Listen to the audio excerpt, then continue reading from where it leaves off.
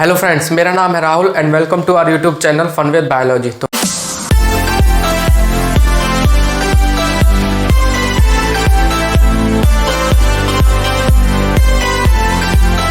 Friends, last class में हमने पढ़ा था यानी कि प्रोसेस ऑफ डाइजेशन कंप्लीट कर लिया था और उसमें भी लास्ट में टॉपिक हमने पढ़ा था यानी कि एब्जॉर्प्शन ऑफ फूड, यानी कि हमारे एलिमेंट्री कैनाल के कौन से ऑर्गन में, मतलब हमारा कौन सा ऑर्गन किस फूड के एब्जॉर्प्शन के लिए रिस्पॉन्सिबल होता है, यानी कि ओरल कैविटी में क्या क्या एब्जॉर्ब होता है, स्टमक में क्या क्या एब्जॉर्ब होता है और इंटेस्टाइन में क्या क्या एब्जॉर्ब होता है। ये तो हमने पढ़ा था लास्ट लेक्चर में। अब हम पढ़ेंगे कि वो एब्जॉर्प्शन होता है वो हमारी गट के थ्रू कैसे होता है, वो यानी कि ट्रांसपोर्ट कैसे होता है, वो होता कैसे है, ये पढ़ेंगे अब इसमें। यानी कि ट्रांसपोर्ट ऑफ फूड ये भी 3 टाइप्स का होता है, सिंपल डिफ्यूजन या आप ये भी कह सकते हो पैसिव ट्रांसपोर्ट, और दूसरा एक्टिव ट्रांसपोर्ट जिसमें हमें एटीपी की जरूरत होती है, यानी कि एनर्जी की जरूरत होती है, नाम से ही पता चल रहा है एक्टिव ट्रांसपोर्ट। और तीसरा है जी फैसिलिटेटेड ट्रांसपोर्ट। अब हम बात करेंगे फर्स्ट सिंपल डिफ्यूजन से। जो हमारे फूड है, जो हमारा फूड कॉम्प्लेक्स फॉर्म से सिंपल और एब्जॉर्बेबल फॉर्म में कन्वर्ट हो चुका है, वो हमारी गट से हमारी एपिथेलियम गट के थ्रू हमारे ब्लड वेसल्स और लिम्फ वेसल्स में कैसे जाता है,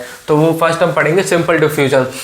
सिंपल डिफ्यूजन में क्या होता है, सिंपल डिफ्यूजन जो डिपेंड अपॉन कंसंट्रेशन ग्रेडियंट, यानी कि अगर इसकी हमारे ब्लड वेसल्स में और लिम्फ वेसल्स में कंसंट्रेशन कम है, कहाँ से, हमारी गट से फूड की, किसी पार्टिकुलर फूड की, तो वो सिंपल डिफ्यूज हो जाएगा, वो हाई कंसंट्रेशन से लो कंसंट्रेशन की तरफ चला जाएगा, यानी कि हमारे ब्लड वेसल्स और लिम्फ वेसल्स में सिंपल डिफ्यूज हो जाएगा। इसमें विदाउट एटीपी, इसमें किसी प्रकार की एनर्जी की जरूरत नहीं होती क्योंकि ये सिंपल डिफ्यूज हो जाते हैं high concentration to low concentration. अब वो कौन कौन से फूड आते हैं उसमें आते हैं glucose, amino acids, lipids plus chloride ions. ये किसके थ्रू हो जाते हैं, सिंपल डिफ्यूजन के थ्रू, हमारी एपिथेलियम ऑफ गट के थ्रू हमारे ब्लड वेसल्स और लिम्फ वेसल्स में चले जाते हैं। यहाँ पे जैसा कि आपको पता है, हमारी गट की म्यूकोसा और सब म्यूकोसा में ब्लड वेसल्स और लिम्फ वेसल्स यानी कि लैक्टेल्स प्रेजेंट होते हैं, तो ये उनमें डिसॉल्व हो जाते हैं।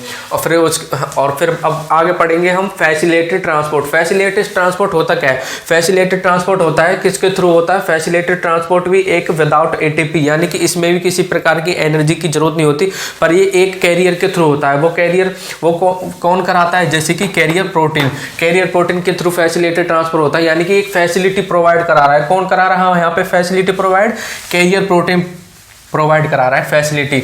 जैसे कि अब इसमें भी कौन कौन से फूड ट्रांसपोर्ट होते हैं, इसमें होते हैं glucose plus amino acids plus fructose. ये 3 टाइप्स के फूड इसमें भी ट्रांसपोर्ट होते हैं, किसके थ्रू, कैरियर प्रोटीन के थ्रू, यानी कि सिंपल इधर चले जाते हैं हमारी ब्लड वेसल्स और लिम्फ वेसल्स में, हमारी गट की लेयर में।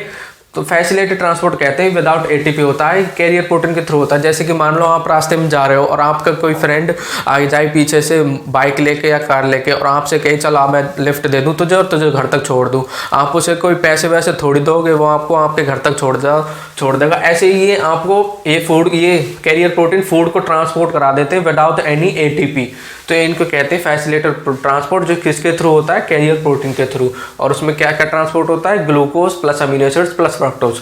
अब हम बात करते हैं थर्ड, एक्टिव ट्रांसपोर्ट, यानी कि ऐसे ट्रांसपोर्ट जिनमें हमें एटीपी की एनर्जी की जरूरत होती है। एनर्जी की जरूरत क्यों होती है, क्योंकि नाम से पता चला एक्टिव ट्रांसपोर्ट। इसमें क्या होता है, ये अगेंस्ट कंसंट्रेशन ग्रेडियंट, यानी कि कंसंट्रेशन किसी की भी, या जो फूड हमारा ट्रांसपोर्ट हो रहा है उसकी कंसंट्रेशन चाहे इधर ज़्यादा हो चाहे इधर ज़्यादा हो, इससे तो उससे कोई मतलब नहीं है, यानी कि उसका ट्रांसपोर्ट तो होना ही होना है, क्योंकि उसमें किसी हम एनर्जी का यूज़ कर रहे हैं ना। अगर हम मान लो हम किसी फूड का ट्रांसपोर्ट कर रहे हैं, उसकी कंसंट्रेशन हमारी इसमें ब्लड में और लिम्फ वेसल्स में ज़्यादा है किसके मुकाबले, हमारी गट के मुकाबले, तो तब भी उसका ट्रांसपोर्ट हो जाएगा, क्योंकि हम उसमें यूज़ कर रहे हैं एटीपी। इसमें हमारी हेल्प कौन करता है, एक्टिव ट्रांसपोर्ट में हेल्प करते हैं सोडियम ट्रांसपोर्ट प्रोटीन। ये कि सोडियम ट्रांसपोर्ट प्रोटीन होती है जिसमें 3 एक्टिव मतलब बाइंडिंग साइट्स होती हैं, बाइंडिंग साइट जिसमें 2 में तो हमारे सोडियम्स बाइंड हो जाते हैं और रिमेनिंग थर्ड बचता है। उस रिमेनिंग थर्ड में ग्लूकोज या फिर अमीनो एसिड्स या फिर गैलेक्टोज, इनमें से कोई एक बाइंड होकर किधर चला जाता है, हमारे ब्लड वेसल्स में, लिम्फ वेसल्स में, आप ये कह सकते हो लेयर ऑफ गट में चला जाता है। और वो जो सोडियम ट्रांसपोर्ट हुए हैं, पहली दो साइड्स पर बाइंड होकर सोडियम ट्रांसपोर्ट हुए हैं। क्योंकि ये सोडियम ट्रांसपोर्ट है ही सोडियम के लिए ट्रांसपोर्ट प्रोटीन, तो ये प्राइमरी एक्टिव ट्रांसपोर्ट कहलाता है। किसका? सोडियम्स का। सोडियम किसके थ्रू होते हैं? प्राइमरी एक्टिव ट्रांसपोर्ट के थ्रू। अब रिमेनिंग जो वन साइड बची, मान लो आपके पास एक कार है, उसमें 3 सीट्स हैं, आप घर जा रहे हो और रास्ते में आपका कोई फ्रेंड मिल जाए, आप उससे कहो चल तू बैठ जा घर पीछे की सीट पे, जब भी खाली सीट है आप घर तक जाओगे, जब भी खाली है चल किसी को बैठाई ले और आप उससे पैसे ले लो, चल मैं तुमसे पैसे भाई पैसे दे दे, हम तुम्हें वहाँ तक छोड़ देंगे। तो क्या होगा कि ऐसे ही ये इनको glucose plus amino acid plus galactose को एक बाइंड कर जाता है सोडियम ट्रांसपोर्ट प्रोटीन में, और एक ही बाइंड करता है क्योंकि रिमेनिंग 2 साइड्स तो भरी हुई होती हैं, बची हुई एक साइड्स में कोई ये बाइंड करके ये यहाँ पर इनका ट्रांसपोर्ट हो जाता है। और इस टाइप के ट्रांसपोर्ट को क्या कहते हैं? Secondary active transport. Active transport है तो इसमें यूज होता है एटीपी का अगेंस्ट कंसंट्रेशन ग्रेडियंट, क्योंकि किसी लोअर कंसंट्रेशन से हायर कंसंट्रेशन जाना होता है तो ऑब्वियसली मतलब जाहिर सी बात है एनर्जी तो चाहिए।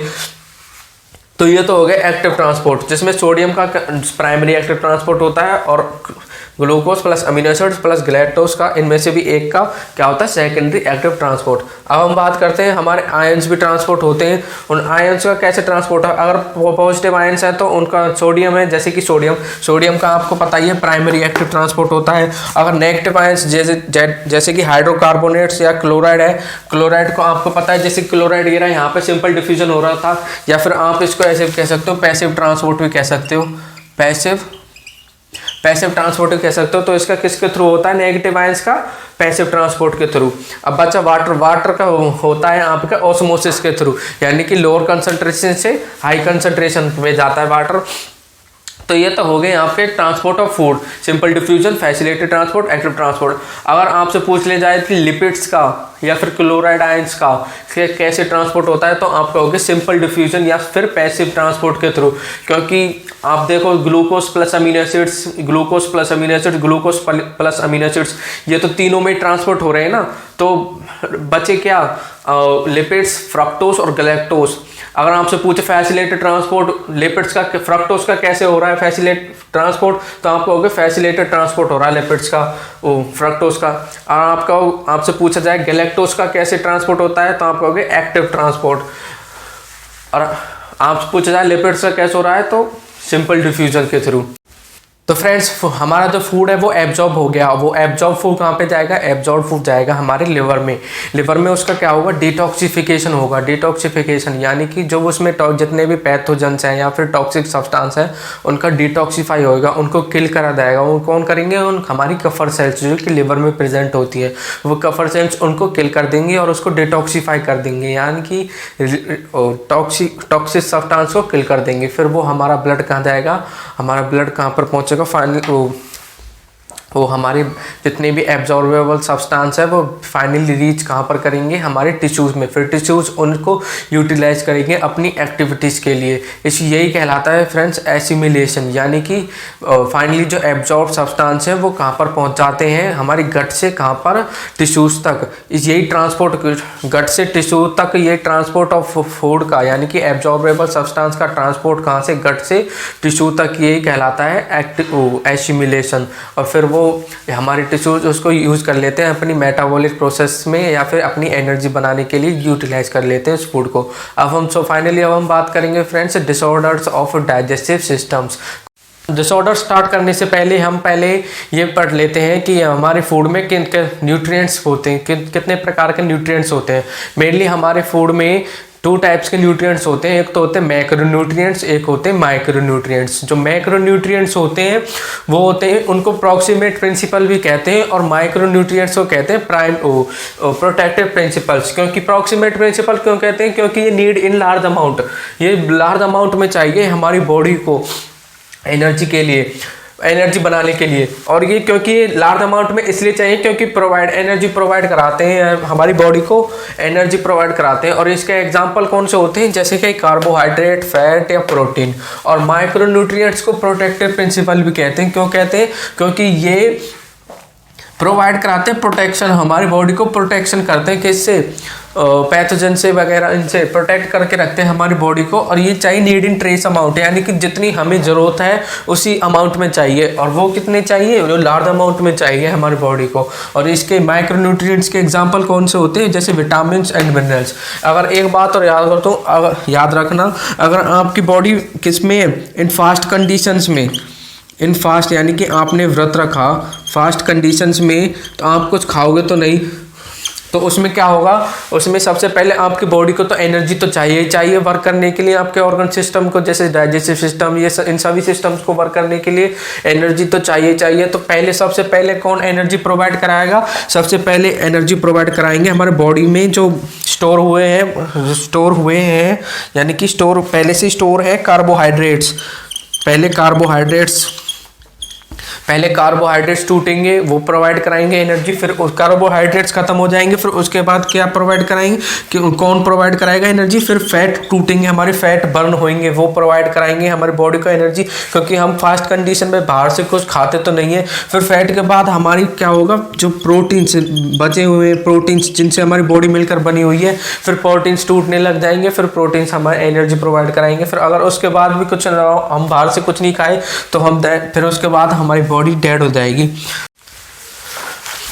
तो अब बात करेंगे हम friends disorders of digestive system, यानी कि बीमारी क्या क्या होती है डाइजेस्टिव सिस्टम से रिलेटेड। तो पहले बात करेंगे, एक मेन डिसऑर्डर होता है, यानी कि उसमें क्या होता है, इन्फ्लामेशन ऑफ इंटेस्टाइन होता है, यानी कि जो हमारी इंटेस्टाइन है उसमें सूजन आ जाती है। वो किसकी वजह से होती है, वो होती है किसकी वजह से, वायरल इन्फेक्शन या बैक्टीरियल इन्फेक्शन की वजह से। और वो एक चीज़ की और वजह से, यानी कि पैरासाइट्स से भी हो सकती है। वो पैरासाइट्स कौन से हो सकते हैं, like tapeworm, threadworm, link worm, इनकी राउंड वॉर्म, इनकी वजह से भी हो सकती है। क्या होता है इसमें, इन्फ्लेमेशन ऑफ इंटेस्टाइनल ट्रैक, यानी कि इंटेस्टाइनल ट्रैक यानी हमारी इंटेस्टाइन पर सूजन आ जाना। अब हम बात करेंगे जॉन्डिस। जॉन्डिस में क्या होता है, जॉन्डिस में जो हमारा लिवर है वो अफेक्टेड हो जाता है। क्यों हो जाता है, क्योंकि वो क्या होता है, जैसे कि आपको पता है वो बाइल पिगमेंट्स रिलीज करना स्टार्ट कर देता है ब्लड में। अब बाइल पिगमेंट्स रिलीज क्यों होते हैं, आपको पता है, जैसे कि बाइल पिगमेंट्स क्या होते हैं, एंड प्रोडक्ट होते हैं हीमोग्लोबिन के, यानी कि हमारा हीमोग्लोबिन है वो तेजी से ब्लड में डिस्ट्रॉय होना स्टार्ट हो जाता है, और वो बाइल पिगमेंट्स बिलिरुबिन और बिलिवर्डिन निकालना स्टार्ट कर देता है हमारे ब्लड में, जिससे कि क्या होता है, हमारी skin and I colours turn yellow हो जाती है ड्यू टू जॉन्डिस। इसमें एक साथ खून की कमी हो जाती है, क्योंकि हमारा आरबीसीज में से हीमोग्लोबिन डिस्ट्रॉय हो जाता है, किसमें, बाइल पिगमेंट्स में। तो ये होगी बात जॉन्डिस की। अब हम बात करेंगे डायरिया। डायरिया क्या होता है, diarrhoea is abnormal frequency of bowel movement, यानी कि इसमें आप में क्या होता है, इसमें आपको लूज मोशंस हो जाते हैं, यानी कि बार बार आना लूज मोशंस। एबनॉर्मल फ्रीक्वेंसी, लगातार बार बार आपको टॉयलेट जाना पड़ता है, abnormal frequency of bowel movement. और जिससे क्या होता है, इंक्रीज कर देता है लिक्विडिटी ऑफ फीकल की, यानी कि हमारी बॉडी से वाटर और मिनरल्स तेजी से निकलना स्टार्ट हो जाते हैं फीकल के थ्रू, गट के थ्रू, एनल कैनाल के थ्रू। लिक्विडिटी बढ़ा देता है फीकल की, यानी कि फीकल क्या होता है, आपको पता ही है, वेस्ट मटेरियल होता है हमारे डाइजेशन ऑफ फूड में, जो वेस्ट बचता है लास्ट में वो फीकल की लिक्विडिटी बढ़ा देता है, और discharge is known as diarrhoea. और ये डायरिया क्या, इसमें क्या होता है, एक बैक्टीरिया होती है, ये भी बैक्टीरिया के थ्रू होती है। जैसे कि एग्जांपल इकोलाई बैक्टीरिया, अगर आपने फूड में आपके इकोलाई बैक्टीरिया है और वो फूड आपने इंटेक कर लिया, वो बैक्टीरिया क्या करेगा, आपकी गट में जाकर एक्सोटॉक्सिन्स निकालेगा, यानी कि टॉक्सिक सब्सटेंस निकालेगा। फिर वो टॉक्सिक सब्सटेंस क्या करेंगे, आपकी सेल में, गट की लेयर है, और लेयर में सेल्स में एक रिसेप्टर्स प्रेजेंट होते हैं। रिसेप्टर्स, उस रिसेप्टर से बाइंड करके वो गट की सेल में चले जाएंगे, और गट की सेल में क्या जाके वो एक्सोटॉक्सिन्स वो क्या करेंगे, वो सेल के डीएनए को अफेक्ट कर देंगे। फिर वो डीएनए, अफेक्टेड डीएनए क्या बनाएगा, प्रोटीन। और वो प्रोटीन कैसी होगी, वो प्रोटीन होगी परमिएबल फॉर वाटर और आयंस। अब यहाँ में वाटर एंड आयंस के लिए परमिएबल होगी। फिर वो प्रोटीन कहाँ पर बाइंड कर जाएगी, एपिथेलियम ऑफ गट पे बाइंड कर जाएगी। और किसके लिए, फिर क्या होगा, उल्टा होगा यहाँ पे, जैसे कि होना तो ये चाहिए, एब्जॉर्प्शन होना चाहिए फूड का, यानी कि वाटर मिनरल्स का सेल में, पर यहाँ पर ये उल्टा कर देता है। एक्सोटॉक्सिन जो बैक्टीरिया ये सेल से ही वाटर और आयंस निकालना स्टार्ट कर देता है, किसमें, गट में। जो वो वाटर और आयंस फिर कहाँ चले जाते हैं, फीकल के थ्रू बॉडी के बाहर चले जाते हैं, जिससे कि हमारी बॉडी में किसकी कमी हो जाती है, वाटर आयंस की, और रिड्यूस हो जाता है एब्जॉर्प्शन। यहाँ पर रिड्यूस ही तो हो रहा है, एब्जॉर्प्शन उल्टा यहाँ पर सेल से कहाँ पे जा रहा है, गट में। पर होना कैसे चाहिए, एब्जॉर्प्शन कहाँ से होना चाहिए, गट से सेल में, फिर फूड गट से कहाँ होना चाहिए, सेल में एब्जॉर्प्शन होना चाहिए। तो यहाँ पे रिड्यूस हो जाता है एब्जॉर्प्शन ऑफ फूड, और लिक्विडिटी यानी कि हमारे शरीर में पानी की और मिनरल्स की कमी हो जाती है, क्योंकि ये उल्टा निकलना स्टार्ट हो जाते हैं किसके, फीकल के थ्रू हमारी बॉडी से बाहर।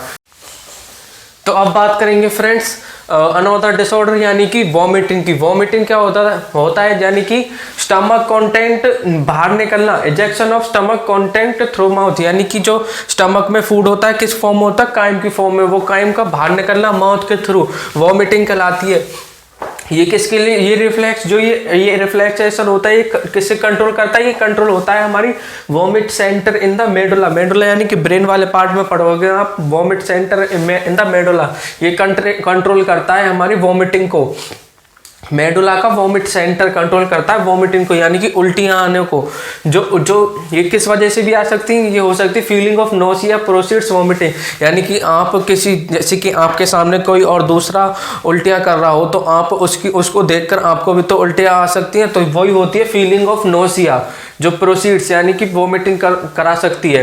अब बात करते हैं हम इंडाइजेशन। इंडाइजेशन में क्या होता है, in this condition the food is not properly digested. इसमें फूड है जो हमारा प्रॉपरली डाइजेस्ट नहीं हो पाता, हमें ऐसे लगता है जैसे कि हमारा पेट अभी भरा हुआ ही है। जैसे आपने सुबह खाना खाया और शाम तक आपको ऐसे ही लगेगा जैसे कि अभी पेट भरा हुआ ही है, अभी आपने थोड़ी देर पहले खाना खाया है, ऐसा लगेगा। इसमें ऐसी फीलिंग्स आती हैं, फीलिंग ऑफ फुलनेस। ये किसकी वजह से हो सकता है, ये हो सकता है इनएडुकेट एंजाइम सीक्रेशन, यानी कि हमारी प्रॉपर अमाउंट में हमारी गट में एंजाइम्स नहीं निकले, जो फूड डाइजेस्टिव एंजाइम्स वो प्रॉपर अमाउंट में ना निकल पाए, उनका सीक्रेशन प्रॉपर अमाउंट में ना हो। एंजाइटी मतलब यानी कि हमें किसी प्रकार की टेंशन हो, मानसिक तनाव हो, उसमें भी ये हो सकता है इंडाइजेशन कंडीशन। फूड पॉइजनिंग, हमें फूड पॉइजनिंग हो गई हो, ओवर ईटिंग, या हमने ज़्यादा खाना खा लिया हो, स्पाइसी फूड या हमने बहुत ही स्पाइसी फूड खाना खा लिया हो, तो उससे भी इंडाइजेशन कंडीशन पैदा हो सकती है। अब हम बात करेंगे कॉन्स्टिपेशन यानी कि कब्ज हो जाना,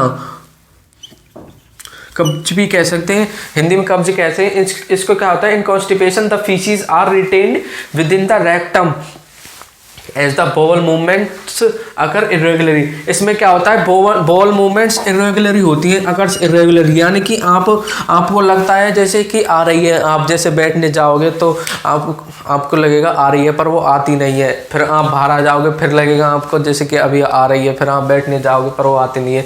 तो इसमें जो बोवल मूवमेंट होती है इरेगुलरी, और उसमें डायरिया में क्या होता है, एबनॉर्मल बोवल मूवमेंट्स होती थी, यानी कि बार बार आती थी, बार बार आप एक बार करे फिर दोबारा आएगी, फिर करे फिर दोबारा लग जाती है। उसमें होती थी बोवल मूवमेंट्स एबनॉर्मली, और इसमें होती है बोवल मूवमेंट्स रेगुलरली, यानी कि लगता है आ रही पर आती नहीं है। तो इसमें क्या होता है, जो जैसे कि आपके लार्ज इंटेस्टाइन में होस्ट्रा होते हैं ना, होस्ट्रा ये आपकी रेक्टम और ये एनल कैनाल, ये आपके होस्ट्रम जैसे कि आपने कुछ ज़्यादा ही मतलब मैदे का मतलब फैट का खाना खा लिया, जैसे कि ज़्यादा ही मैदे का सामान खा लिया आपने, मैदे वाली चीज़ खा ली, तो वो इसमें चिपक जाती है, इसमें होस्ट्रास में लार्ज इंटेस्टाइन कोलोन में चिपक जाती है, और रेक्टम तक नहीं रिटेंड नहीं कर पाती है, यानी कि रेक्टम तक पहुंच नहीं पाती है। आप खूब जोर लगाते हो पर ऐसा लगता है आएगी, पर आती नहीं है रेक्टम तक, वो कोलोन में ही चिपक जाते हैं। वो जो हमारा फीकल होता है कोलोन में ही चिपक जाता है। अगर आप कुछ ऐसी मैदे वाली चीज़ ज़्यादा खाते हो तो वो रिटेंड नहीं कर पाती, retained with in the rectum, यानी कि रेक्टम तक आ नहीं पाती। तो इसमें क्या होता है, बाउल मूवमेंट्स रेगुलरली होते हैं। तो यहाँ पर आपका डाइजेशन और एब्जॉर्प्शन चैप्टर कंप्लीट हो जाता है। तो अगर आपको ये चैप्टर अच्छा लगा हो और वीडियोस अच्छी लगी हो तो चैनल को सब्सक्राइब कर दें और लाइक कर दें और शेयर कर दें। Thank you.